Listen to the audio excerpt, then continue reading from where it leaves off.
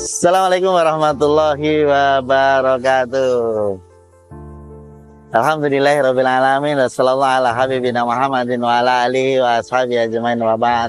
Baik pemirsa dimanapun berada, kembali lagi kita makan mangging, ngobrol bareng sisi lain. Pada kesempatan kali ini alhamdulillah kita ada bintang tamu kita. Ini banyak sekali ya di Indonesia itu penjaga penjara ini. Penjaga neraka dunia ini. Sipir biasa kita bilang begitu ya. Tapi ini sipir ini memang agak lain Pak Uri ya. Agak lain. Memang sipir ini agak lain. Ya banyak sipir. Kalau dulu ada sipir yang menawarkan untuk keluar dari penjara, itu Muhammad Ibnu siapa itu ya, Syaril Bahaya. Jadi dia itu muridnya Anas bin Malik gitu. Seorang ulama besar di penjara begitu. Sipirnya kasihan, pengennya kalau malam dia keluar saja, pulang di rumah gitu ya, kemudian paginya ke situ lagi begitu. Nah ini sipirnya sipir hebat ini. Tapi ulamanya nggak mau kayak gitu. Nah ini kita ketemu dengan sipir ini agak lain begitu ya. Begitu Pak Uri ya. Nah, kita kenalan dulu sama beliau Uri. Oke. Pokoknya bisa perkenalan. Baik. Pak Rano. Ya. Bismillahirrahmanirrahim. Assalamualaikum warahmatullahi wabarakatuh. Alhamdulillahirobbilalamin. Pada kesempatan yang luar biasa ini sangat bersyukur sekali. Saya pribadi diundang ke sini untuk ngobrol-ngobrol di acara ini. Ya, inspirasi saya terhadap saya juga. Mudah-mudahan bermanfaat juga. Mudah-mudahan menjadi kebaikan untuk saya juga. Yang jelas nama saya Rano Eka Ritangga, kebetulan bekerja sebagai sipir di Lapas Solo. Sudah 13 tahun 13 bekerja. tahun. Pengalaman pekerjaan dulu pernah di luar Jawa. Terus 8 tahun pindah ke sini, berjalan ke sini. Ya kalau bisa cukup di sini saja. Oh gitu. Jadi, berapa tahun Pak? Sudah 13 tahun saya. 13 tahun. 13 tahun. Enggak, Solonya 7 tahun. 7 tahun Di Kalimantan 8 tahun. Ya. Jadi yaitu rumah di Cemani, Nguruki, anak 3, istri 1, alhamdulillah. Alhamdulillah. Ya, jelas Istri 3, anak 1. kebalik. Oh, kembali. Anak 3. Oh gitu. Terus Salah dengar Pak Uri. Siap. Sipirnya agak lain berarti. Sipirnya agak lain. Nah, kita gali lainnya apa tuh? Siap. Cita-citanya. Bukan hanya sipir aja, karena secara visual beliau masih sangat muda ya. Ya. Siap. Jadi Betul. kita bisa anggap bahwa bukan hanya sipir, tapi beliau sosok pemuda yang agak lain. Kayak Agak lain. Jika agak lain, nanti kita kulik lagi. Iya. Tapi kemarin info yang saya dapat nih Pak, ini info yang saya dapat, nggak tahu besar-besarkan atau apa ya, bahwa jenengan adalah founder dari Xman. Apa itu Xman? Baik. Founder dari Xman. Apa itu Xman? Kalau founder mungkin tidak Pak. Jadi ya kebetulan ya apa ya? Penggagas. Yes, pelaksana saja. Pelaksana. Jadi X-Men itu adalah memang dulu berawal dari sebenarnya stuck kehidupan. Kok stuck kehidupan tuh gini Pak, dalam kepribadian saya tuh merasakan kok gini-gini aja ya. Terus saya ketemu sama anak-anak muda yang potensial, yang manfaat. Nah itu yang menjadi inspirasi saya. Jadi kelas balik saya dulu muda saya nggak jelas. Jadi dari situ umur saya sudah hampir 33 tahun ketika itu. 3 tahun sebelumnya itu sudah 3 tahun masih. Ya, saya merasa tua Sekarang berapa? sepertinya 36. 36. Masih muda. Ya, jadi dari itu terus tiba-tiba saya pengen muda lagi. Kan nggak mungkin kalau umur tuh dibalik ke muda lagi, tapi semangat saya pengen muda lagi. Ya, dari apa yang saya lakukan, terutama dalam pekerjaan saya eksplor di dalam gimana caranya manfaat, terus berjalannya waktu, tiba-tiba qadarullah ketika teman-teman yang dari dalam sudah keluar, ada event, ada movement. Jadi dulu ada movement yang sudah kita kerjakan, terutama ada clothing, saya dijual clothing 100% untuk donasi. Biasanya ketika donasi kita kerjasama sama beberapa lembaga, beberapa organisasi untuk kerjasama bareng, bagikan bareng. Nah kebetulan pas waktu 2 bulan berjalan itu kok kenapa nggak ngajak teman-teman mantan-mantan ini. Jadi dari mantan-mantan itu apa namanya tuh, pikiran saya tajak aja ya teman-teman mantan-mantan ini untuk berbagi. Walaupun saya ajak sudah ada hasil donasinya, saya ajak berbagi. Dari berbagi itu tiba-tiba kontak 1, kontak 2, malah ngajak semuanya. Ya udah, bergerak 5 orang, bergerak langsung berbagi di suatu tempat anak yatim, berbagi di situ. Ternyata kok rasanya bahagia. Dari situ menjadi pacuan bagi saya gimana caranya ini harus lebih manfaat lagi.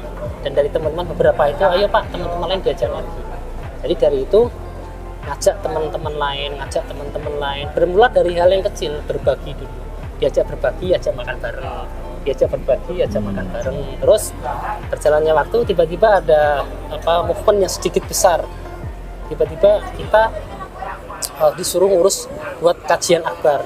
Dan niatnya kajiannya itu spontan. Awalnya berbagi juga untuk anak yatim dengan kaos yang terjual sekian banyaknya, dengan nominal sekiannya mau dibagikan.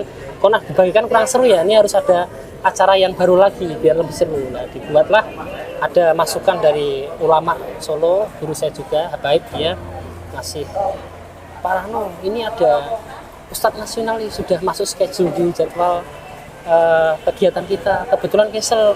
Ini untuk acaranya Pak Rano aja ya. Siap. Ini supportnya X-Men tuh apa, tanya dulu. Izin, Ustadz, ini X-Men tuh ya, ini X-Men itu adalah X itu adalah mantan, Men itu adalah ya manusia mantan yang dari orang-orang dalam itu. Dan X-Men juga termasuk salah satu filosofinya tuh kata-kata yang tegas. Jadi ketegasan yang gimana caranya dari mantan-mantan itu menjadi suatu hal yang inovatif dan kebaikan. Jadi tagline-nya kan X-Men. Jadi memang X-Men itu inspirasi untuk menjadi motivasi. Inspirasi untuk menjadi motivasi buat teman-teman beraya juga pemirsa bahwa saya garis bawahi X-Men. X-Men itu adalah ex-mantan, tapi bukan mantannya Pak Rano. Bukan mantan pacarnya, tapi artinya bahwa X-Men adalah mantan anak asuhnya Pak Rano, bisa dibilang itu, atau mantan narapidana. Siap. Khususnya di lapas Solo.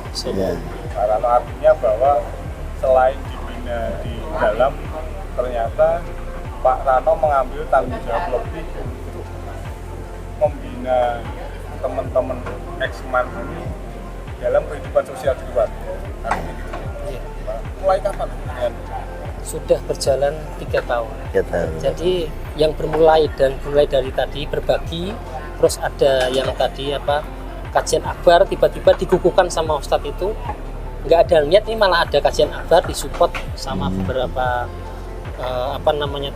organisasi Solo juga yang support, salah satunya Ngadem, ngaji dan membagi. itu dimulai dari situ, acara besar itu terus dikukuhkan sama Ustadz, mungkin dikenalkan loh ini X-Men. Dan setelah kalau anggota tuh bagi kita tuh itu bukan kelompok, jadi siapapun yang mantan sudah bebas mau koordinasi dengan kita, mau silaturahim, ya itu sudah menjadi X-Men itu punya terutama arwahnya teman-teman. X-Men itu dilintas untuk menjadi kemanfaatan. Jadi ketika X-Men itu X-Men, berarti insya Allah ini sudah tobat. Kegiatan yang reguler Setiap hari Selasa kita kajian rutin di belakang hutan. Di belakang rutan, ya. Di musola. Ada musolanya di belakang rutan itu. Kemudian setiap Selasa sore. Selasa habis Isya. Oh, Selasa pada Isya, itu Selasa malam begitu ya. Kajian salam Selasa malam. Ya. Namanya nyelam. Oh, Selasa malam. Saya sudah searching. Oh.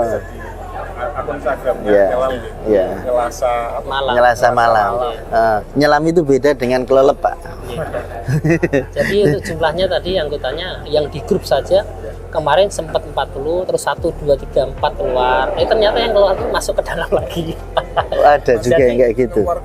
Kan saya buat grup kecil, grup WA itu kan memang sebenarnya ini bukan kelompok. Saya bukan mendoktrin teman-teman, tapi saya mengajak diri saya, teman-teman, kita belajar bareng, kita saling mengingatkan bareng-bareng, dan ketika dulu kita di dalam sudah melakukan hal yang sudah positif, di luar ya diteruskan di sini. Iya, Dan rata-rata teman-teman yang di dalam itu misalkan sudah istiqomah, kalau dia di luar tidak ada perhatiannya dari keluarga, gak mensupport, terutama dari pekerjaan tidak ada, dia lebih riskan untuk kembali ke masalah. Kalau lingkungan Ya, terutama Ini di situ. mungkin ada pepatah mengatakan manusia itu anak lingkungannya. Nah, itu ya. Anak lingkungannya. Kalau lingkungannya itu kadang-kadang juga jadi ayahnya begitu ya. Kalau memang nggak ada yang membimbing dan lain sebagainya, ya mungkin sesuai dengan lingkungannya. Dalam kata lain kata Rasulullah, kullu mauludin yuladu 'alal fitrah fa abawahu yuhawidanihi wa yunasiranihi wa yumajisanihi. Anak itu dilahirkan dalam keadaan fitrah dan orang tuanya lah. Nah, ini orang tuanya itu bisa lingkungan, bisa bapaknya sendiri gitu ya, bisa ibunya sendiri yang menjadikan dia Yahudi, Nasrani ataupun Majusi kan begitu lingkungan. Maka ya tadi kalau memang miliunya, lingkungannya, biahnya begitu ya dalam kondisinya baik terus, di dalam udah bagus ya, di luar beliau ingin mengatakan di luar ya harus kita bikinkan lingkungan yang baik gitu ya. Ikhtiarnya seperti itu. Ikhtiarnya begitu. yang melatar belakangi dengan punya ide untuk melakukan seperti itu. Ya, ketika ketemu anak muda dan dia semangat dan dia manfaatnya bagus sekali gitu, terutama disitulah yang menjadi apa ya, respect saya. Saya harus semangat muda lagi karena masa lalu saya dulu itu terlalu buruk. Gimana caranya saya harus banyak kebaikan untuk menggugurkan dosa-dosa saya. Di situ Motivasinya dari seseorang ini. Dari seseorang motivasinya. Semua seseorang apa yang saya lihat, terutama anak muda. Oh, semua anak muda begitu ya. Selagi saya bisa melihat, masya Allah luar biasa sekali. Ya saya ambil positifnya. Karena anak muda kan memang apa ya, emas ya. Terobosan apapun yang bisa merubah juga anak muda. Dari situlah saya juga belajar dari anak muda yang potensial, teman-teman muda, ya kita gabung muda lagi, ngobrol-ngobrol lagi. Beliau ini juga masih muda. Iya, masih muda. Saya sama para Berapa jadi? Masih muda, masih muda. Alhamdulillah. Pak Uri itu masih muda. Soekarno aja yang segitu udah masih muda jadi. Para berarti pendekatan ke teman-teman muda itu dari dalam. Jadi pendekatan terhadap warga binaan yang sudah bebas, narapidana yang sudah bebas itu saya kenal. Jadi kebetulan di dalam saya adalah perwalian, Bapak Wali yang mendampingi pengurusan, dan pengurusan itu memang harus dimaksimalkan terhadap pembinaannya. Memastikan orang ini sudah bertobat, memastikan orang ini sudah sholatnya lancar, ikut kegiatan. Di dalam kan luar biasa sekali. Di Rutan Solo itu pembinaannya luar biasa sekali. Dan termasuk percontohan di Indonesia. Oh gitu ya Ustaz. Semua pembinaan jalan. Jadi saya bilang seperti ini memang ada pembinaan apa saja di dalam rutan? Pembinaannya macam-macam. Seperti yang di luar ada di dalam. Contohnya pendidikan, keagamaan ada di dalam. Kesehatan ada juga. Ya. Jadi semua warga binaan mendapatkan haknya. Keterampilan juga. Iya, keterampilan juga. Ada semuanya. Tapi porsinya Pak Rano dalam hari ini di bidang apa? Kalau di dalam saya pembina pengelola kemandirian. Pengelola kemandirian. Dan juga asesor sebagai asesor juga. Dan perwalian terhadap warga binaan juga. Jadi pendampingannya terhadap mereka itu penuh. Jadi di situ Pak, ketika lihat teman-teman ketika awalnya sudah berjalan, ini bebasnya lancar, dia programnya baik, setelah bebas kembali lagi. Banyak juga. Bukan banyak, persentasenya 100, terus 80 tidak, paling persentasenya 20%. Dan anak wali saya kok balik lagi ke Bali. Ya, ternyata ketika kita ngobrol-ngobrol, permasalahannya satu, yang pertama ekonomi, yang kedua emang lingkungan, yang ketiga memang yang tidak ada yang memperhatikan. Lingkungan yang membuat mereka tidak ada pilihan. Kurang diperhatikan. Coro-corone menungso nyun sewu ya. Judgement-nya wah iki mantan ini. Jadi kayak orang diuang nih. Harusnya ketika mantan, kalau dia diuang ya itu akan membentuk kepribadian dia dari betul. Kalau konsep di kita Pak Huri, di dalam Islam, setiap orang yang sudah menjalani hukuman, dia sudah bersih. Harusnya pandangan kita kepada orang yang sudah menjalankan itu ya dia sudah bersih begitu. Karena semuanya sudah diampuni secara duniawi, secara zahirnya gitu. Dan kita nggak boleh memandang sebelah mata bagi mereka. Nah mungkin kita bisa berpartisipasi, ini tolongnya mungkin bisa berpartisipasi mengembalikan mereka dalam kemaksiatan lagi, mengembalikan mereka dalam kejahatan lagi gara-gara sikap kita terhadap mereka yang tidak menerima. Berarti yang dosa kita ya Pak ya? Ada peran dari iya.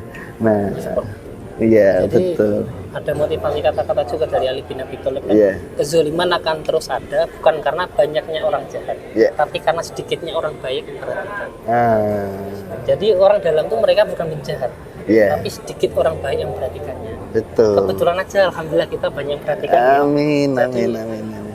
Iya. Qadarullah takdir kita seperti ini. Dan Iya. mereka tuh sebenarnya basically-nya hati kecil tuh semuanya baik, Iya, betul. tapi kalah dengan nafsunya. Iya. Nah itulah pentingnya bagaimana perhatian itu bisa mengalihkan nafsu orang yang tidak baik itu akan berbaik juga. Ya itu yang saya hal kecil itu yang menjadi semangat saya pribadi juga. Biar hisab saya nanti juga lebih ringan. Oh, gitu. Terus artinya kan berarti memang yang membutuhkan edukasi bukan hanya yang di dalam atau bukan hanya masyarakat, tapi memang masyarakat, lingkungan yang memang harus diedukasi bahwa memang teman-teman ini stigma terhadap teman-teman ini harus diubah karena memang teman-teman sudah menjalani apa ya istilahnya hukuman sosial, jangan dihukum lagi. Iya. Jadi kalau sudah dihukum ya harusnya kita berpandangan sebagaimananya ketika ada zaman Rasulullah itu kan ada seorang perempuan yang dia mengaku berzina ya, dengan begitu panjang prosesnya akhirnya dirajam kan begitu ya, akhirnya dirajam. Kalau diceritain nanti terlalu panjang kan. Akhirnya dirajam. Ketika dirajam ada darah yang nyiprat ke jubahnya Umar bin Khattab kalau nggak salah, dikipat-kipatin gitu. Agak memandang jijik sama yang itu. Rasulullah marah ketika itu. Apakah engkau tahu kalau dia sudah menghirup udara surga begitu ya, lezatnya surga. Artinya apa? Yang sudah dijalani oleh perempuan itu lebih mulia daripada kita yang masih di dunia ini ya, karena sudah diampuni oleh Allah, sudah mendapatkan harumnya surga begitu dan lain sebagainya. Artinya orang yang sudah menjalani itu kan harusnya kita juga harus berpandangan seperti Rasulullah, dia sudah bersih, maka kemudian kita harus terima dan harus bagaimana kemudian kita melakukan edukasi bersama dengan mereka yang dilakukan beliau luar biasa ini.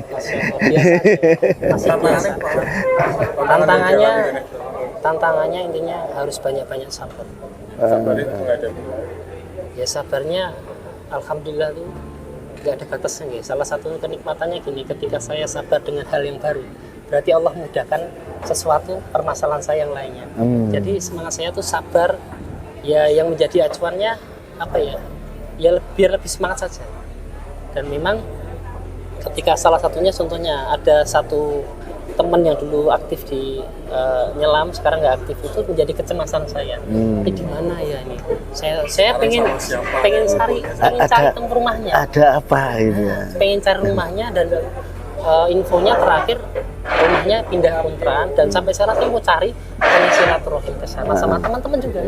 Jadi kita tuh intinya yang saya explain nyelam itu bukan punya siapa-siapa ya, ini kita bersama, kita belajar bersama, kita silaturahmi bersama dan bukan kelompok. Ya memang ini adalah identitas gimana caranya menjadi kemanfaatan yang besar walaupun masih sedikit, tapi pesan guru saya sedikit banyak tuh yang penting istiqomah.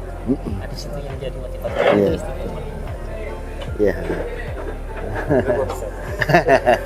Ya motivasi beliau yang menjadi sesuatu itu adalah bukan karena siapa-siapa, karena memang dari dalam diri panjenengan sendiri gitu ya. Sedikit banyak orang respon apa tidak, yang penting niat saya baikkan begitu ya. Berarti luar biasa Pak Budi. Masih biasa. Luar biasa. Membagi kegiatan yang di dalam sama yang di luar. Jadi di dalam tetap totalitas, di luar juga totalitas. Jadi mungkin totalitas dengan catatan sesuai dengan kapasitas. Jadi saya menjalani apapun yang penting nggak ngoyo, tapi kapasitas saya mampu, saya kualitaskan, saya maksimal, fleksibel seperti itu. Salah satunya misalkan hari Selasa harus ngaji, itu sudah menjadi keutamaan. Ketika saya punya jadwal keluarga, tapi itu nomor 2, karena itu ada sudah menempel dalam hati, wah ini pengen teman-teman ngaji bareng. Ternyata ada hal yang beda karena sudah kebiasaan. Kalau dalam kegiatan tadi yang X-Men, kegiatan nyelam dan lain sebagainya kan dari sisi spiritualitas atau religius. Kalau dari sisi kegiatan-kegiatan dulu awal-awal saya pernah, ya ada teman juga nggak akan saya sebut namanya, jadi teman sing masya Allah dia mau semangatnya hijrah luar biasa, yes, alhamdulillah mau diajak. Dan ini kan ada program 10 hari terakhir ini bukan itikaf ya, kalau itikaf di masjid terus, jadi kita 10 hari terakhir itu latihan itikaf itu. Latihan itikaf, malamnya surat layar 1 juz, ikut kadang di masjid Fatimah, di masjid keliling lah. Nah itu salah satu sudah berjalan 3 tahun dan alhamdulillah sampai sekarang jalan. Dan teman-teman juga ikut rakit tanggung 5, 6, rame-rame ini paling mentok 10. Ternyata di rumah. Tapi itu kan alhamdulillahnya tuh suatu kenikmatan. Dari situnya itu. Terus untuk bidang ekonominya dulu awal-awal pernah teman tuh nganggur.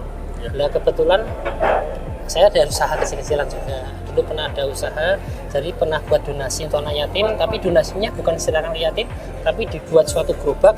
Ben gerobak ini saya nganggo sopo, saya penting hasilnya disisihkan untuk anak yatim. Oh gitu. Jadi pernah jadi gerobak, terus saya suruh jualan dia di depan lapas itu, jualan sate kiri. Sate Tapi kiri. Allah berjalan 2 minggu nggak jalan, malah dia rugi. Nggak jalan, itu dari situ pokoknya kita pendampingan. Jadi kapasitas saya pengennya ngasih pekerja, pengennya gaji dia, pengennya kan namanya pengen. Tapi realitanya ya kapasitasnya terbatas. Ya minimalnya saya komunikasi baik, saya ingatkan terus. Yang saya kalau manusia disayang kan tidak mungkin dia merasa merugi. Ya ikhtiar saya di situ, komunikasi baik. Kalau ketika dia tidak mau, yes diajak terus. Kalau mau alhamdulillah, tidak mau tidak apa-apa. Tapi minimal komunikasi terus. Jadi situ ikhtiar saya sedikit banget seperti itu. Salah-salah. luar biasa. Bisa menjadi inspirasi buat teman-teman karena memang menurut saya beliau tidak jauh-jauh mencari hal baik. Artinya beliau mencari hal baik di sekitar beliau betul. Yang paling gampang ketemu dengan teman-teman di lapas, berinteraksi, punya keinginan untuk membuat teman-teman bisa lebih baik dan akhirnya menurut saya yang menjadi tidak mudah adalah konsistensi. Istiqomahnya. Istiqomahnya. Sudah berapa tahun? Sudah 3 tahun. 3 tahun. Sudah 3 tahun. Bukan hal yang nggak sebentar, sudah 3 tahun kan hitungannya udah tahunan gitu ya. Bukan hari lagi. Cuma ini itu dilakukan setelah Pak Rano atau Mas Rano menikah apa sebelum menikah? Alhamdulillah ya baru 3 tahun. Menikahnya juga baru 3 tahun ini? Menikahnya sudah lama, anak sudah 3 tahun 2012 ya, saya lupa.